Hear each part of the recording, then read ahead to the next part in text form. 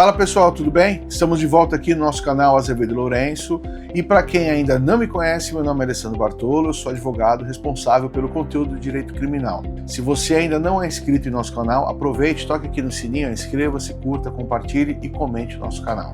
Hoje nós vamos conversar um pouquinho sobre um acordo pré-processual dentro da justiça criminal. Nós vamos falar um pouco sobre o acordo de não persecução penal. Para isso, eu vou pedir para rodar a vinheta antes e já eu explico.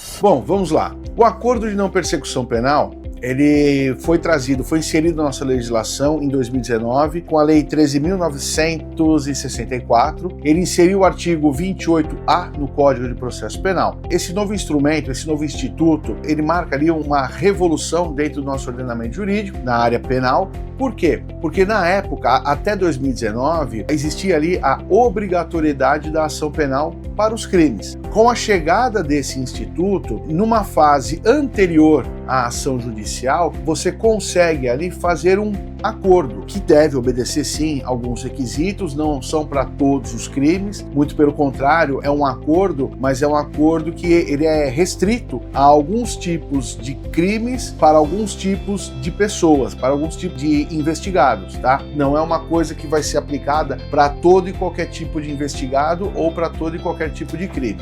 Bom, e quais são os requisitos para aplicação do acordo de não persecução penal? A lei ela prevê ali 3 requisitos, basicamente falando. O primeiro deles é que deve haver ali uma confissão formal do investigado, contando também as circunstâncias do crime. O que significa isso? O investigado ele vai confessar o crime e descrever a conduta dele dentro ali daquele crime. Não basta só ele chegar e falar assim, eu cometi o crime. Não. A lei determina que ele seja ali, que ele descreva qual foi a participação dele, como ele praticou o delito. O segundo requisito ali, a pena mínima, ela tem que ser inferior a 4 anos. Aquele crime que foi praticado, calculada ali já as circunstâncias agravantes e atenuantes, ela tem que ser menor que 4 anos de reclusão, tá? Não pode ser para crimes que têm uma pena superior a esse tipo de reclusão. Outra coisa, a infração, o crime, ele não pode ter sido cometido com violência ou grave ameaça. O que significa? Para a gente pegar um exemplo muito claro, muito fácil,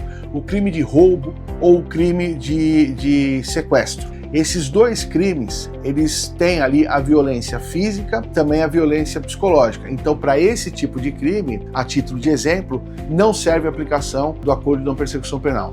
O acordo de não persecução penal, ele também não se aplica para casos em que o réu ele é reincidente nas condutas criminosas, ou seja, se é um cara que tem como prática habitual ali o cometimento de crimes, a lei não permite a aplicação desse instituto. Ela não permite ainda a aplicação no caso quando aquele investigado, ele já se utilizou anteriormente de um outro acordo de não persecução penal, ou se utilizou do benefício do sursi, a suspensão condicional do processo, ou até mesmo de uma transação penal. Nesses casos também, a lei ela inviabiliza a utilização desse acordo. E também não se aplica nos casos de violência doméstica, nos casos de agressão contra a mulher em razão do próprio sexo. Bom, qual que é o reflexo da concordância do aceite desse acordo de não persecução penal? O reflexo é o seguinte: primeiro, o juiz, que ele não participa do ato, ele não participa da confecção do acordo, aliás, esse acordo, ele é elaborado, ele é feito entre o investigado e o Ministério Público, o promotor de justiça, fora da seara judicial, fora do Poder Judiciário. Mais uma vez, existindo entre as partes a aceitação ali das cláusulas do acordo, esse acordo vai ser remetido para o Poder Judiciário, onde o juiz ele vai homologar esse acordo. Esse acordo ele não gera antecedentes criminais para o investigado, tá? Não, quando a pessoa vai puxar ali a certidão de antecedentes criminais, vai constar em branco, não vai ter problema algum, tá? E acaba tendo ali a extinção da punibilidade. Bom, por fim, eu quero deixar aqui uma observação que de fato acaba trazendo aqui uma discussão jurídica e que pode acabar prejudicando aquela pessoa que assinou o termo, o acordo de não persecução penal. E qual que é essa questão? Qual que é esse ponto? Lá atrás eu expliquei para vocês que um dos requisitos do acordo seria a confissão circunstanciada da prática daquele delito. O que é? É chegar a falar, fui eu que fiz, e contar o que fez, como é que fez, qual foi todo o andamento criminoso ali. A discussão é, e se essa pessoa quebra o acordo de não persecução penal? E se ela não cumpre na integralidade? Essa confissão pode ser utilizada contra ele para embasar uma ação criminal? Boa parte dos operadores dizem que você não pode utilizar essa confissão que foi feita lá atrás. Por quê? Porque ela foi específica para aquele ato. O segundo ponto, e mais importante, é que ninguém pode se auto-incriminar. É um princípio, é uma garantia, entendeu? Então, como você fez um acordo lá atrás e confessou aquele determinado crime, é uma auto-incriminação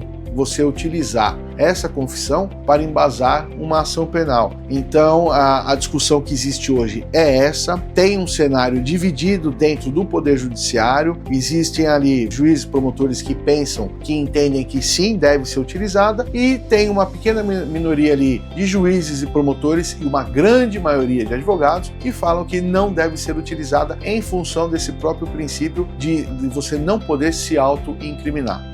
E você, gostou desse conteúdo? Curta, compartilhe, comente, faça sugestões de novos temas para os próximos vídeos. Obrigado, até logo. Tchau, tchau.